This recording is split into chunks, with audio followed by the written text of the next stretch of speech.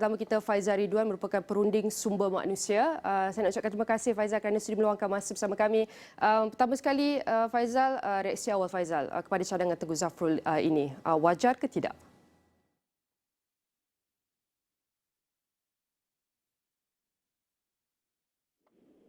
Cik Faizal, silakan. Hello. Faizal, boleh dengar suara saya? Okey, saya dengar, saya mau dengar. Boleh dengar. Okey, daripada apa yang telah dikatakan oleh Kementerian MITI iaitu Tengku Datuk Seri Zafrul mengatakan telah mencadangkan itu garduan pekerja asing untuk ditempatkan dalam industri tempatan. Buat sementara ini dikatakan adalah penyelesaian jangka pendek. Pada pandangan Encik Faizal, adakah ini wajar? Sebenarnya saya melihat daripada ekosistem yang lebih menyeluruh. Untuk saya cuba memahami apa yang Menteri MITI Tengku Zafrul cuba sampaikan. Isunya ialah, saya rasa ialah tentang permintaan tentang tenaga kemahiran tinggi. Dan ini memang sesuatu yang satu cabaran yang kita kali isukan kebolehpasaran graduan tu bukan satu isu, sebenarnya satu isu lain, tapi satu isu lagi ialah bagaimana universiti menyediakan graduan-graduan yang kompeten dengan keperluan industri. Ini memang satu kelompangan yang besar. Macam hari ini kita dimaklumkan bahawa kejuruteraan, ICT, IT memerlukan. Tapi kita banyak menghasilkan dulu contohnya dalam bidang perakaunan, dalam bidang-bidang yang pengurusan, dan ini memang sesuatu yang masalah yang lain. Jadi untuk jangka masa pendek, saya kira adalah munasabah sebab kita hendak mengekalkan momentum pelabur FDI yang melabur dalam industri, contohnya ICT, dalam industri aplikasi untuk mengekalkan Malaysia sebagai salah satu hub untuk Asia Tenggara. Untuk itu saya rasa saya boleh bersetuju. Tetapi juga saya rasa kita perlu berhati-hati supaya dalam kita menyediakan permintaan pendek kepada graduan asing ini, sebab Malaysia ni kita kena maklum bahawa kita tahun 2025 kita akan target untuk mencapai Pelan Tindakan Pendidikan Tinggi Malaysia PTPTM 2025 kita nak mencapai 250,000 pelajar asing. Sebenarnya kita mempunyai kadar pelajar asing yang tinggi.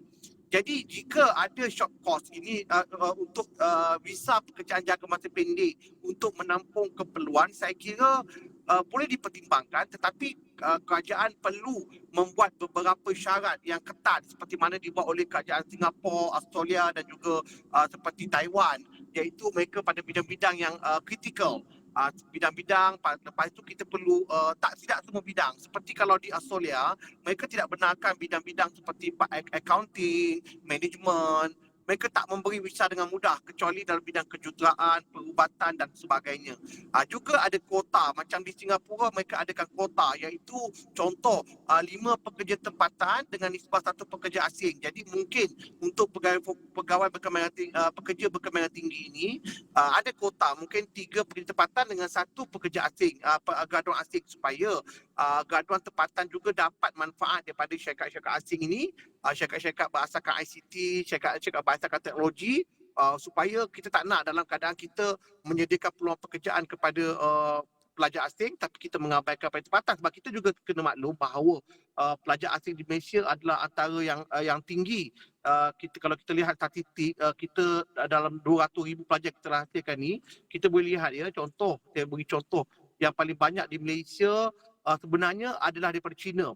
Maknanya pelajar asing daripada China paling ramai, diikuti Indonesia, Bangladesh, Yaman dan Pakistan. Kita juga ada peserta kecil pada Nigeria, India, Mesir, Sri Lanka, Iraq dan lain-lain negara lah. Jadi kita tak nak. Contoh sekarang ni kita lihat bagaimana visa asing Cina itu disalahguna untuk pekerjaan dan sebagainya atau duduk lebih tempoh. Jadi dengan banyaknya pelajar asing daripada China ini, jika kita tidak ada satu dasar yang konkret dan jelas dan tegas, ia akan mudah juga dimanipulasi. Sebab China dengan Malaysia ini mereka berkongsi sentimen budaya. Jadi pelajar asing ini sebenarnya suka Malaysia untuk menetap, bekerja dan sebagainya. Ini berbeza sekali dengan Australia di mana pelajar asing daripada negara China tidak begitu gemar untuk tinggal di Australia kerana kekangan ataupun perbezaan silang budaya dan juga bahasa serta makanan dan sebagainya. Baik, Encik Faizal, kalau boleh saya nak mirakan antara data yang telah dikeluarkan, terbitkan oleh Kementerian Pendidikan Tinggi iaitu mengenai kebolehpasaran graduan warga negara 2022.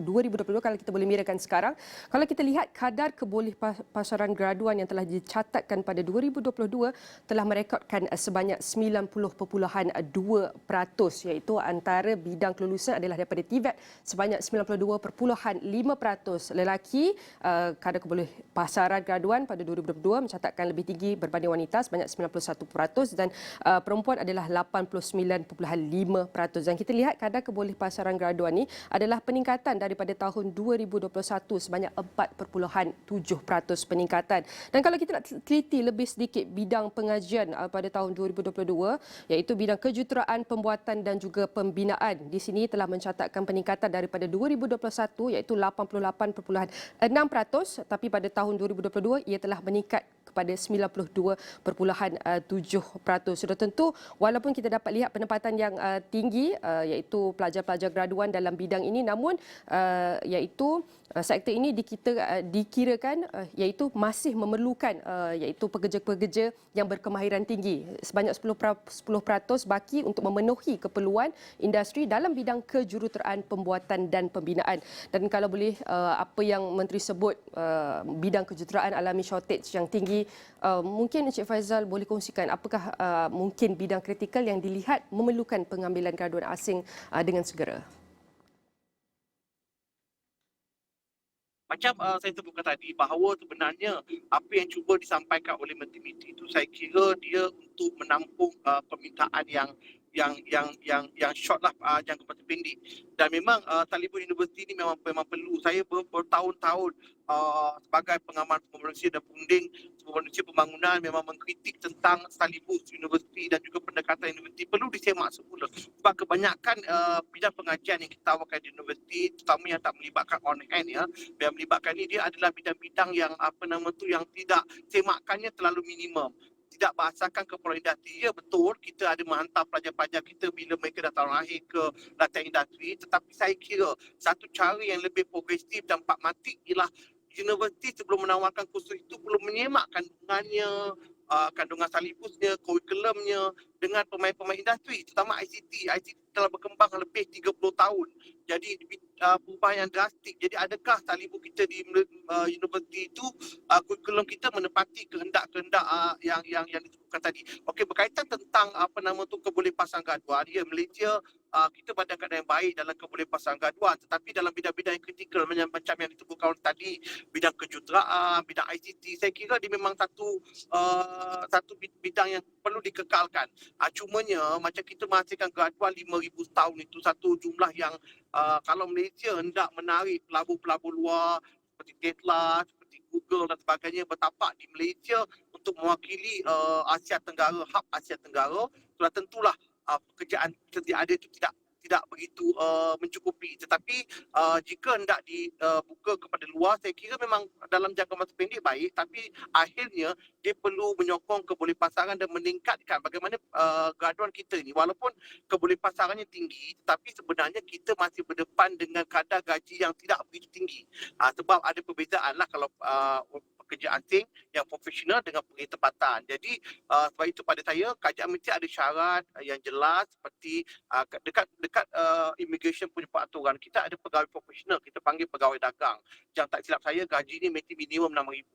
Jadi kita kena pastikan pekerja-pekerja profesional asing terutama di kalangan graduan ini mesti ada sekatan-sekatan supaya syarikat-syarikat tempatan hendak pada masa panjang akhirnya akan memilih graduan tempatan, pekerja tempatan sebagai masa depan company.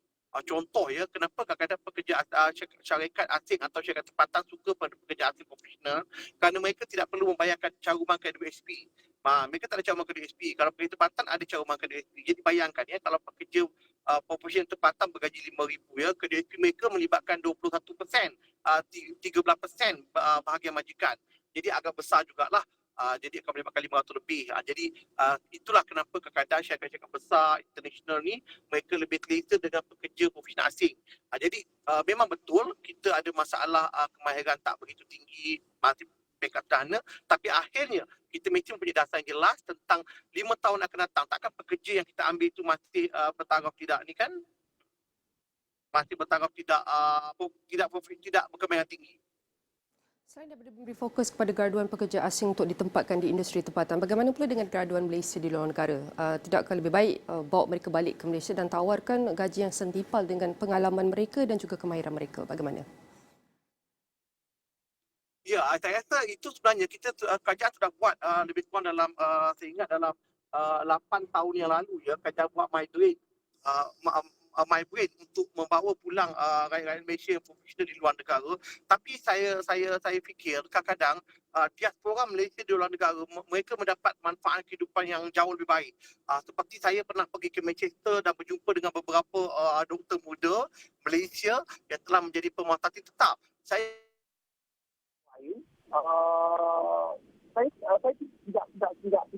tidak mahu melihat dalam satu segmen tidak mahu melihat dalam satu segmen bahawa mereka yang mana yang paling menguntungkan lebih ramai rakyat Malaysia, graduan Malaysia dan profesional Malaysia.